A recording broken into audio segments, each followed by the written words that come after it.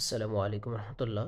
এটি হলেন মাদ্রাসাতুল মাদিনা, যিনি কিনা হজরত পাহাড়পুরি হুজুর রহমতুল্লাহ তত্ত্বাবধানে থেকে মাদ্রাসাতুল মাদিনা প্রতিষ্ঠিত করেছেন। তিনি হলেন মৌলানা আবু তাহের মিসবাহ হাফিজাহুল্লাহ, যিনি পাহাড়পুরি হুজুর রহমতুল্লাহ আলাইহির খুব কাছের ব্যক্তি ছিলেন এবং খাদিম ছিলেন, যিনি এই মাদানী নিসাব প্রতিষ্ঠিত করেছেন পাহাড়পুরি হুজুর রহমতুল্লাহ আলাইহির কাছ থেকে।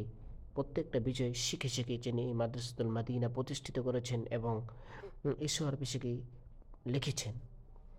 কিছুদিন আগে মাদ্রাসাতুল মাদিনাতে একটি অনুষ্ঠান হয়েছে ফারেগিনদের ছাত্রদেরকে নিয়ে, যেটাকে বলা হয় ফুজালা। প্রত্যেক ছাত্র আসছেন, দেখতে পাচ্ছেন আপনারা মাদ্রাসাটাকে খুব চমৎকারভাবে অনেক সুন্দরভাবে সাজানো হয়েছে।